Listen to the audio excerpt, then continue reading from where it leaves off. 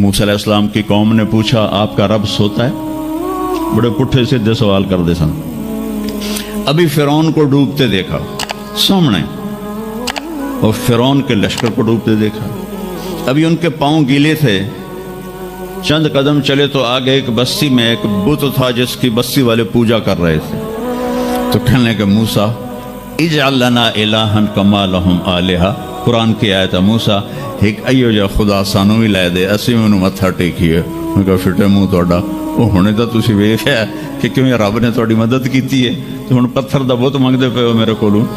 تو عجیب و غریب سوال کرتے تھے. تو کہنے لگے رب سوتا ہے؟ موسیٰ علیہ السلام نے ان کو ڈانٹ دیا. اللہ تعالیٰ نے کہا نہیں، ایسا کر رات کو نا 2 پیالے لے کے کھڑے ہو جا پانی کے. خیال کرنا یہ پیالے گرنے نہ پائیں. موسیٰ علیہ السلام بڑے طاقتور ہستی تھے، وہ پیالے لے کے کھڑے ہو گئے. کھڑے کھڑے کھڑے کھڑے اونگ آنے لگی. ایک جھٹکا لگا سنبھال لیا، دوسرا لگا سنبھال لیا، تیسرا جھٹکا لگا تو پیالے گر گئے، ٹوٹ گئے، پانی بہہ گیا. کہ موسیٰ سمجھانے کے لیے تھا اگر تیرا رب بھی سو جائے تو یہ زمین آسمان کے پیالے ایسے ہی ٹوٹ کے بکھر جائیں گے. لا تأخذہ سنۃ ولا نوم، لا تأخذہ سنۃ ولا نوم. نہ وہ سوتا ہے، نہ وہ اونگتا ہے، نہ وہ کھاتا ہے، نہ وہ پیتا ہے، نہ وہ روتا ہے، نہ وہ حاجت مند ہے، نہ اس کی کوئی عمر گزرتی ہے. وہ ہر قسم کے رنگ و روپ سے پاک ہے، ہر قسم کے زمان و مکان سے پاک ہے، ہر قسم کی حاجات سے پاک ہے. سب کو دیتا ہے، لینے سے پاک ہے، سب کو کھلاتا ہے، کھانے سے پاک ہے، سب کو مارتا ہے، مرنے سے پاک ہے، سب کو سلاتا ہے، سونے سے پاک ہے. سب پر حاوی ہے، کوئی اس پر حاوی نہیں. سب کے اوپر چھایا ہوا ہے، کوئی اس پہ چھایا ہوا نہیں. یہ ہمارے اوپر ہمارے نبی کا احسان ہے کہ انہوں نے بتایا کہ اس کائنات کا بنانے والا ایک اللہ ہے، ایک صمد احد لم یلد ولم یولد ولم یکن له کفوا احد. الحمد للہ الذی بعث فی الأمیین رسولا منہم یتلو علیہم آیاتہ ویزکیہم. عزیز طلبہ و طالبات، آپ بہت کچھ یہاں پڑھ رہے ہیں اور ساری نسل ہماری یونیورسٹیز میں پڑھ رہی ہے. چند ایک ایسے سوال ہیں جن کا جواب دنیا کی کسی یونیورسٹی کے پاس کوئی نہیں، اور بڑے سے بڑے اسکالر بھی اپنے علم سے اس کا جواب دینے میں بالکل انگوٹھا چھاپ ہے کہ اس کائنات کو کس نے بنایا ہے. اس سوال کا جواب دنیا کے کسی علم میں نہیں ہے. ہم تو شکر مسلمان ہیں تو ہمیں ماں باپ کی گود سے ہی اللہ کا تعارف ہو گیا. بہت پرانی بات ہے، ایک چیکوسلواکین یہاں ملا تھا، رائنڈ میں آیا ہوا تھا.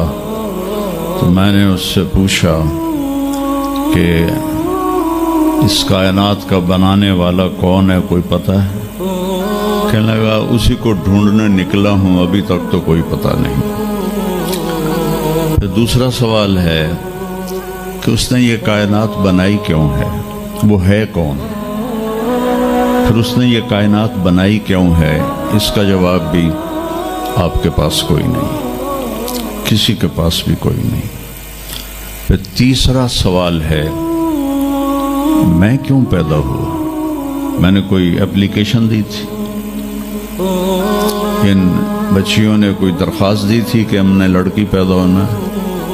یا ان بچوں نے کوئی درخواست دی تھی کہ ہم نے لڑکا پیدا ہونا ہے؟ یہ عورت بن رہی ہے، یہ مرد بن رہا ہے، یہ دیہاتی ہے، یہ شہری ہے، اور 7 ارب انسان ہیں.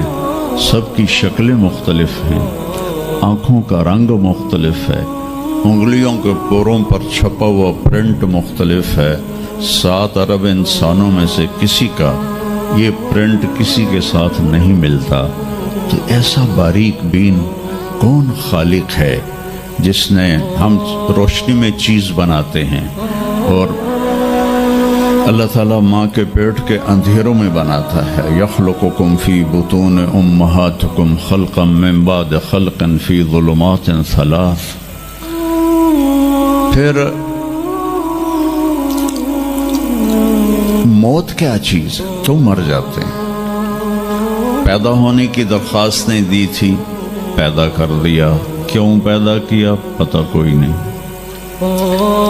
اب مرنا نہیں چاہتے کہ دائیں بائیں موت کے حملے ہو رہے ہیں. ایک دن مجھ پر بھی ہو جائے گا، آپ پر بھی ہو جائے گا، اور ہم ایک ماضی کی بھولی بسری داستان بن جائیں گے. تم مرتے کیوں ہیں؟ پھر کوئی جلا دیتا ہے، کوئی بہا دیتا ہے، کوئی مٹی میں ملا دیتا ہے، کوئی پرندوں کے سپرد کر دیتا ہے. پارسی وہ اوپر رکھ دیتے ہیں، گدھ آ کے کھا جاتے ہیں. تو یہ موت کیا چیز ہے؟ تھوڑا شروع میں میڈیکل میں نے شروع کیا تھا، تو پھر اللہ نے میرا راستہ بدل دیا. تو موت کیا چیز ہے؟ میڈیکل سائنس میں اس کے 200 جواب ہیں، 200، اور ایک بھی صحیح نہیں، سارے غلط. کیونکہ وہ انسانی عقل سے ہیں تو نہیں پہنچ سکتے. پھر موت کے بعد کچھ ہے یا مر گیا اور مٹی ہو گئے؟ یہ چند سوال میں نے آپ کے سامنے رکھے ہیں، اور پوری دنیا کے انسانوں کو چیلنج ہے کہ اپنے علم سے جواب دو. کسی کے پاس اس کا جواب ہو. نیوٹن نے یہ کہا تھا کہ اس کائنات کو 4 فورسز چلا رہی ہیں. عبدالسلام نے، پاکستانی سائنسدان اور 2 امریکن سائنسدان، 1976 میں یہ ثابت کیا کہ اس کائنات کو 4 نہیں 3 طاقتیں چلا رہی ہیں. اسٹیفن ہاکنگ نے چند سال پہلے یہ ثابت کیا کہ اس کائنات کو ایک طاقت چلا رہی ہے. اس سے پوچھا گیا وہ اللہ ہے؟ کہنے لگا نہیں، وہ اللہ نہیں ہے. اس کے پاس وحی کا علم نہیں تھا، تو وہ اتنا ہی اندھا ہے جتنا ایک ان پڑھ اندھا ہے. تو اس سے پوچھا گیا کیوں؟ تو کہنے لگا پھر سائنس کی ترقی رک جائے گی اگر اللہ کو مان لیا جائے.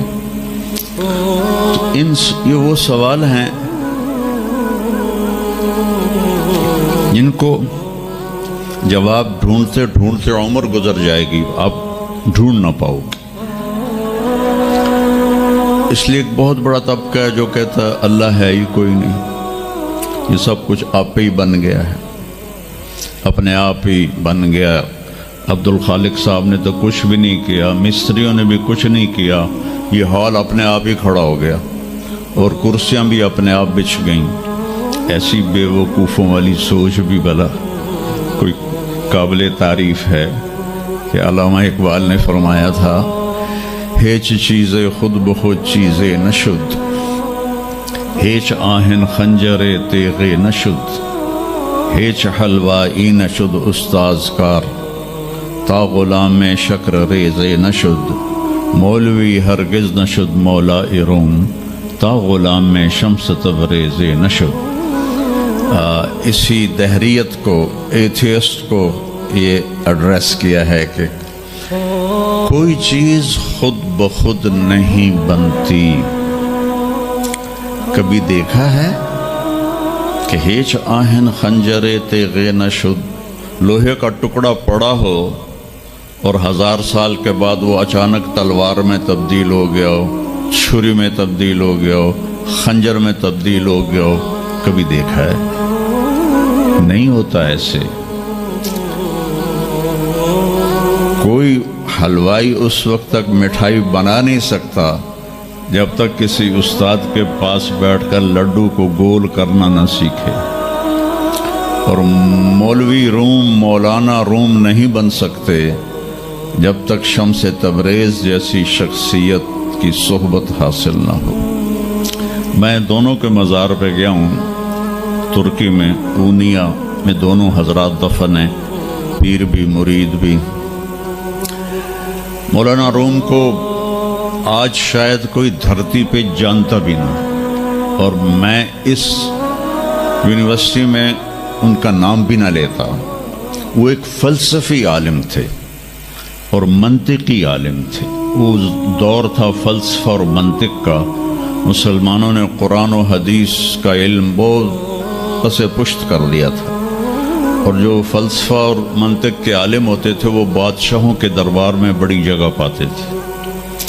تو ان کے سامنے کتابوں کا ڈھیر تھا ان کے ساتھ، اور ادھر طالب علم بیٹھے تھے، انہیں وہ پڑھا رہے تھے، اور یہ کتابیں کلمی نسخے تھے ہاتھ سے لکھے ہوئے۔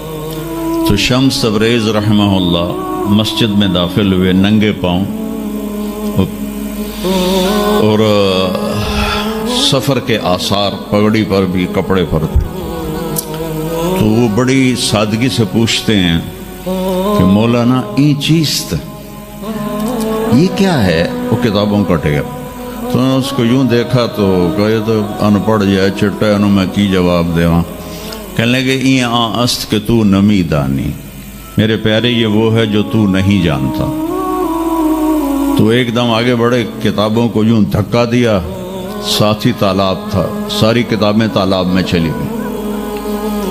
اب نیا پرنٹ نکالنا آج کل تو کوئی مشکل نہیں ہے، کوئی پریشانی کی بات نہیں، نیا پرنٹ مل جائے گا۔ جس نے ہاتھ سے سینکڑوں کتابیں لکھی ان کو تیرا بیڑا غرق، وہ ان پڑھ بندیا تو میری حیاتی برباد کر دیتی، نہ مراد ہوڑا میں دوبارہ کتوں لکھ کے لیاواں گا۔ وہ مسکرائے، حوض میں چھلانگ لگائی، اور ایک ایک کر کے ہر کتاب خشک ان کے سامنے رکھتے گئے، خشک، اس میں سے مٹی نکل رہی، سامنے رکھتے گئے، پورا ان کا جو ان کی لائبریری تھی وہ پانی سے خشک نکال کر ان کے سامنے رکھ دی۔ ہوں ملا جی دی باری آ گئی، کہنے لگے این چیز تھا، وہ یہ کیا ہے؟ این چیز وہ یہ کیا ہے؟ تو شمس تبریز بولے این است کہ تو نمی دانی، یہ وہ ہے جو تو نہیں جانتا، جس کو علامہ رحمت اللہ علیہ نے کہا مولوی ہرگز نہ شد مولا روم تا غلام شمس تبریز نشد۔ یہ ہمارے ملتان والے شمس تبریز نہیں ہیں، یہ شمس سبزواری ہیں۔ شمس تبریز تو وہ قونیہ میں ہے، دونوں کے مزار قریب قریب ہیں، ساتھ ساتھ ہیں۔ تو ایک طبقہ ادھر چلا گیا کہ آپ ہی بن گیا سب کچھ، ایک دھماکہ ہوا تھا اور ہر چیز بن گئی۔ وہ دھماکہ فرض کرو اگر یہاں کوئی ٹھا کر دے، کوئی پٹاخہ ہی چھوڑ دے، تو آپ لوگ ان دروازوں سے کیسے نکلو گے؟ بھاگتے ہوئے کہ بڑے آرام سے؟ عبد الخالق صاحب دے تو ہی چڑھ کے جاؤ گے، ساڑی جان بچے۔ اور اگر میں یوں کہوں کہ گندم کا ڈھیر پڑا تھا، اس میں دھماکہ ہوا اور گندم اڑتی ہوئی بوریوں میں جا کے فکس ہو گئی، اور بوریاں سل گئیں اور ٹرک پہ چڑھ گئیں اور منڈی میں جا کے بک گئیں، تو تسی دو جتیاں مار کے میں باہر کر دے بنا۔ ایک دھماکہ ہوا، وہ دھماکہ اتنا قابل تھا، اتنا علم والا تھا کہ اس سے دو طاقتیں پیدا ہوئیں، ایک سپیڈ کی اور ایک مقناطیس کی۔ تو اگر سپیڈ اور مقناطیس کی طاقت میں ایکوالٹی نہ ہوتی اور 1/10 خرب سیکنڈ، یہ ایک آسٹریلین سائنسدان کی بات میں بتا رہا ہوں، ایک سیکنڈ کے تو 100 سے زیادہ حصے ہو نہیں سکتے، لیکن انہوں نے کہا فرض کرو اگر 1 سیکنڈ کے 1/10 خرب حصے ہوں، تو وہ 1/10 خرب حصے میں اگر تھوڑا سا رفتار اور مقناطیس کی طاقت میں فرق آ جاتا تو ساری کائنات ٹکرا جاتی۔ لیکن یہ اتنی سمجھدار، اتنی اعلیٰ پڑھی لکھی کائنات ہے کہ نہ رفتار زیادہ ہوئی کہ پھیل کے فنا ہو جائے، نہ مقناطیس زیادہ ہوا کہ سکیڑ کے پھر زیرو کر دے۔ تو اس بیلنس کو خود بخود قائم ہو جانا، اس تو وڈا کملا کوئی نہیں، بے وقوف کوئی نہیں جو کہتا سورج کا بھی ایک سسٹم بن گیا، چاند کا بھی بن گیا، گلیکسی کا بھی بن گیا، اور اپنا آپ چلے جا رہے ہیں، ایسے ہی رہیں گے، ہمیشہ رہیں گے۔ کچھ کہتے ہیں فنا ہو جائیں گے۔ یہاں انسان جاہل ہے، اس جہالت کو دور کرنا سب سے پہلا علم ہے۔ اگر مرتے ہوئے مجھے پتہ چلا کہ یہاں تو معاملہ کچھ اور ہے، جو لوٹ آئیں تو کچھ کہنا نہیں، بس دیکھنا انہیں غور سے جنہیں راستوں میں خبر ہوئی کہ یہ راستہ کوئی اور تھا۔ چلتے چلتے پتہ چلا کہ ہم تو کہاں پہنچ گئے، تو اس وقت تو پھر رب ارجعون کے نعرے قرآن کہہ رہا ہے، کہیں گے رب ارجعون، یا اللہ واپس کر دے، لعلی اعمل صالحا، میں بڑے اچھے کام کروں گا۔ اللہ نے کہا کلا، اب نہیں ہو سکتا ہے۔ تو نبی جو آتا ہے 1,24,000 نبی یہ علم لے کر آتے ہیں، اور وہ انسانوں کی اس جہالت کو دور کرتے ہیں۔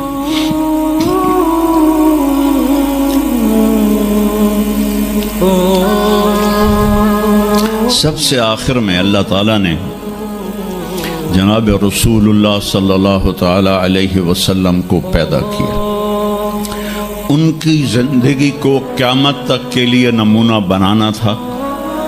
قیامت تک کے لیے وہ نبی بن کے آئے ہیں۔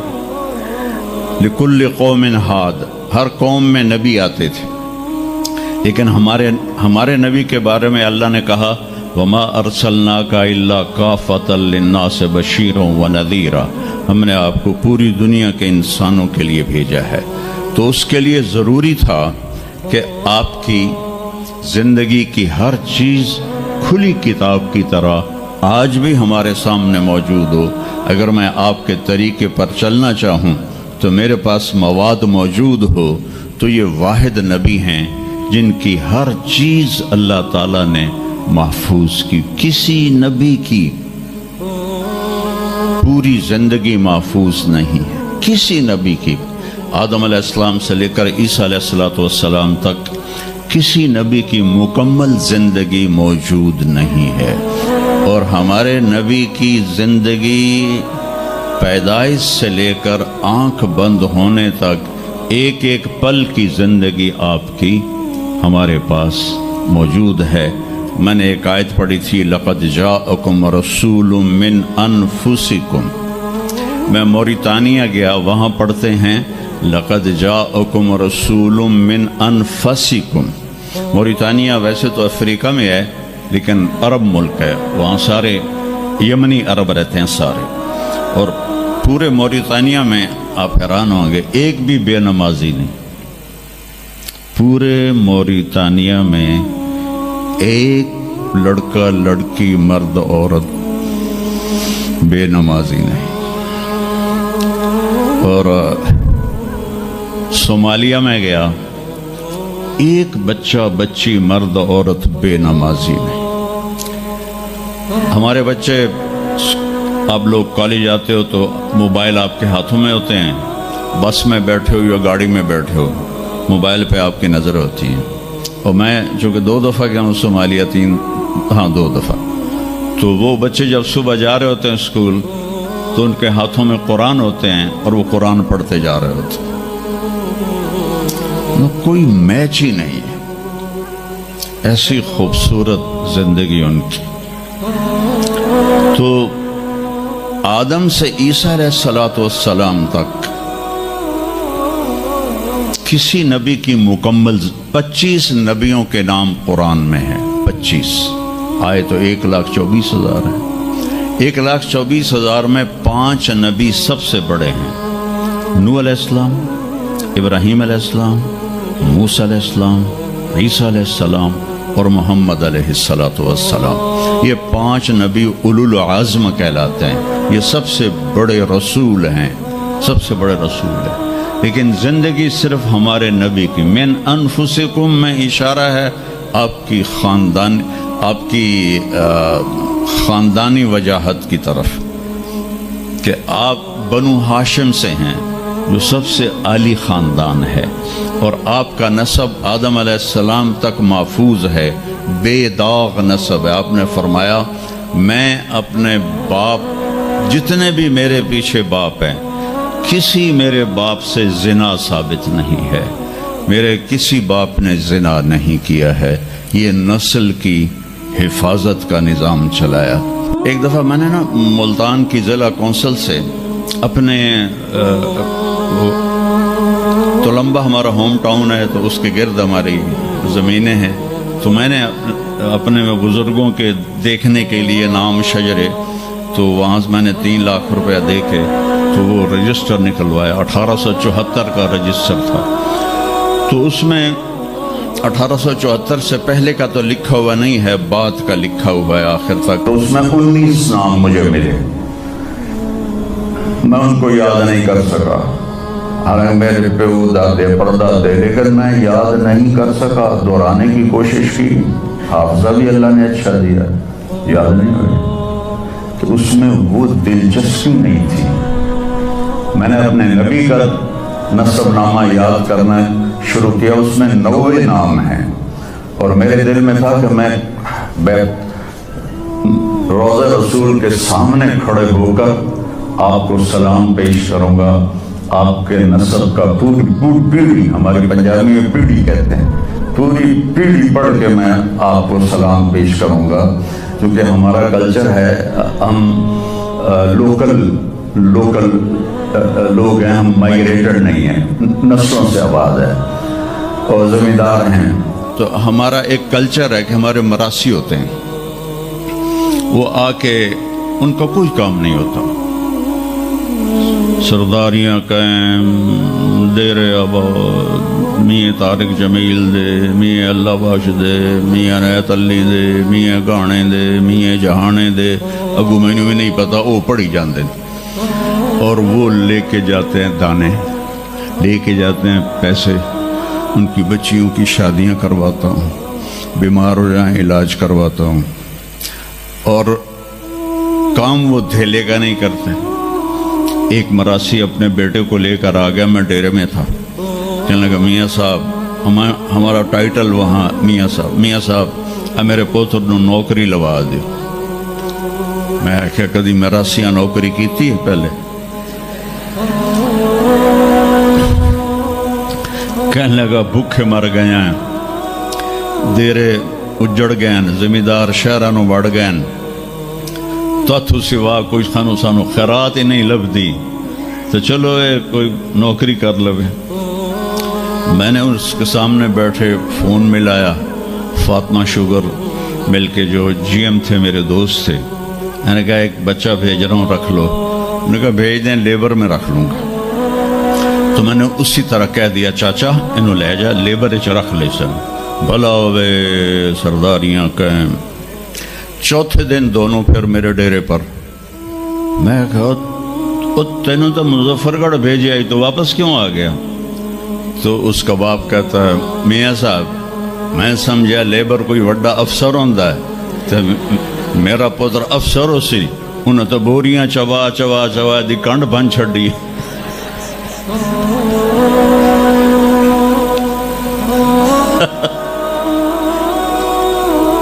میں نے کہا میں تو پہلے آکھی آئی، راسی جڑے ہوندے نا صرف گلاں دی روٹی کھاندے۔ تو وہ یہ ثقافت میں نے دیکھی ہوئی ہے، اور آج بھی اس کو میں بھگت رہا ہوں، پال رہا ہوں۔